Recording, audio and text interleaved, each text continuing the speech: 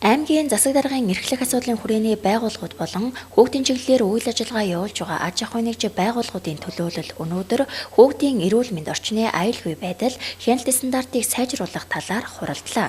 Энэ үеэр Ховд аймгийн засаг дарга Гасан Дондог хүүхдийн орчны аюулгүй байдлыг сайжруулах ажлыг эрчимжүүлэх тухай 2018 оны 6 дугаар сарын 27 өдрийн А383 дугаар захирамж гаргасан юм а.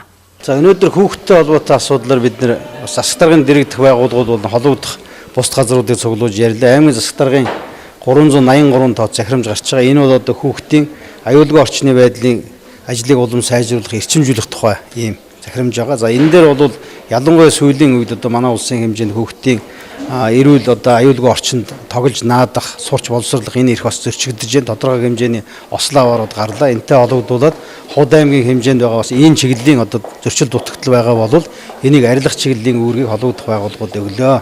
За тухайлбал одоо хүүхдийн паркын аюулгүй байдал, за хүүхдүүдийн одоо амралтаа өнгөрүүлж байгаа гадна орчин хаана байна уу, ямар байдлаар байна уу, одоо гол уснаас одоо болгоомжлох гэх мэтлийн асуудлуудыг ярьсан. За түүнээс гадна энэ хүүхдүүдэд энэ зуны одоо чөлөө цаг ая тухтай өнгөрүүлэх үүднээс бас нэвтийн амралтанд 2-3 ээлжийг одоо наадмын дараагаас бас явж амруулахар болж байна.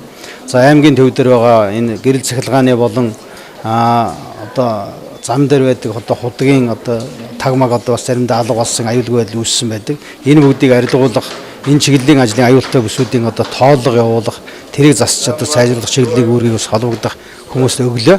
За энэний дагуу манай одоо боловсрол соёл урлагийн газар болон хүүхэд залуучууд гэр бүлийн одоо агентлаг, за бусад холбогдох газрууд цагдаа, за мөн Шимус компани, эрчим хүчний компани, Ховд парк гэсэн энэ байгууллага бүгд хамтран энэ ажлыг одоо зохион байгуулах энэ хэлбэрийн одоо үүрэг чиглэлийг бол өнөөдөр авсан байгаа.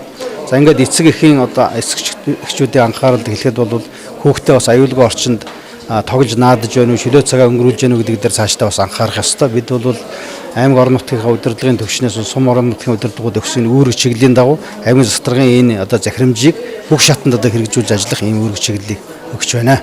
Энэхүү захирамжийн хүрээнд Сумбагийн нутаг дэвсгэрийн гудамж, хүүхдийн тоглоомын талбай, сургууль цэцэрлэгийн орчны талбай, харанхуй хонгил, хашаа хороо таггүй худаг, ил гарсан цахилгааны утас, явган замын арматур зэрэг хүүхэд болон иргэдийн амь нас, эрүүл мэндэд хохирол учруулж болзошгүй хүчин зүйлд эрсдэл нөхцөлийг тодорхойлох үнэлгээ хийж, аюулгүй болгох арга хэмжээ авч ажиллахыг Сумдын засаг дарга албан байгууллагын дарга эрхлэгч нарт үүрэг болгосон юм а.